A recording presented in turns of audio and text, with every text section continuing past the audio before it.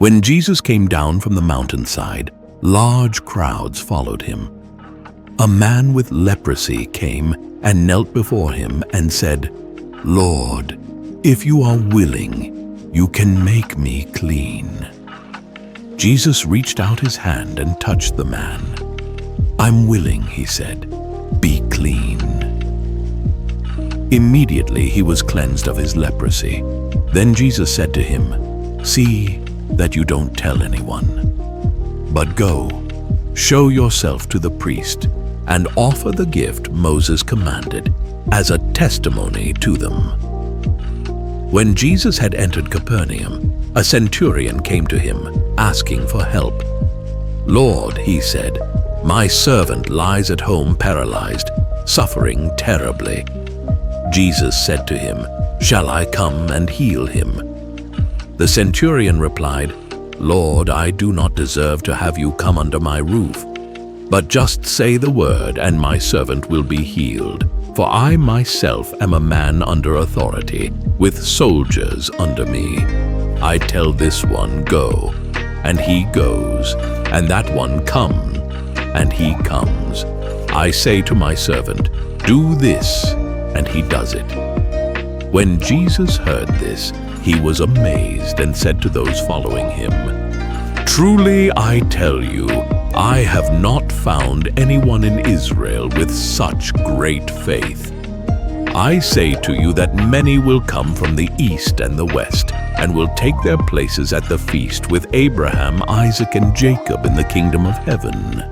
But the subjects of the kingdom will be thrown outside into the darkness, where there will be weeping and gnashing of teeth." Then Jesus said to the centurion, "Go, let it be done just as you believed it would." And his servant was healed at that moment.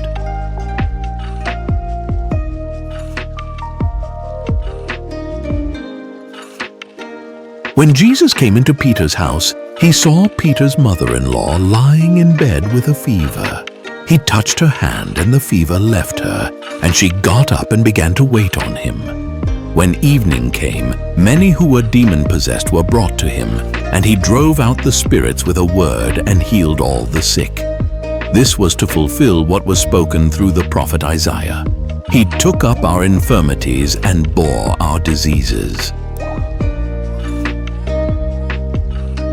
When Jesus saw the crowd around him, he gave orders to cross to the other side of the lake. Then a teacher of the law came to him and said, "Teacher, I will follow you wherever you go." Jesus replied, "Foxes have dens, and birds have nests, but the Son of Man has no place to lay his head." Another disciple said to him, "Lord, first let me go and bury my father." But Jesus told him, "Follow me, and let the dead bury their own dead." Then he got into the boat, and his disciples followed him. Suddenly, a furious storm came up on the lake, so that the waves swept over the boat. But Jesus was sleeping.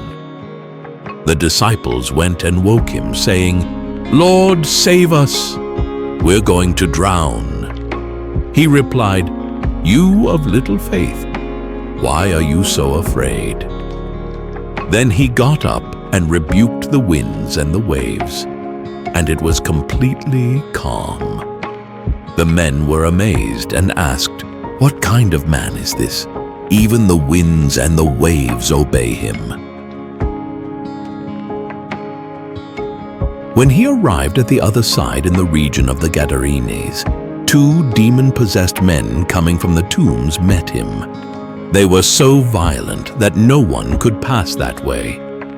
"What do you want with us, Son of God?" they shouted.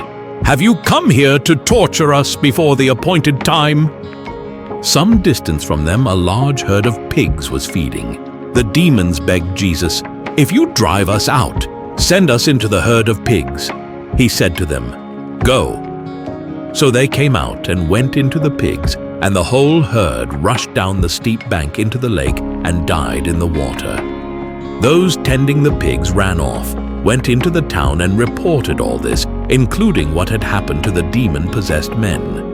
Then the whole town went out to meet Jesus, and when they saw him, they pleaded with him to leave their region.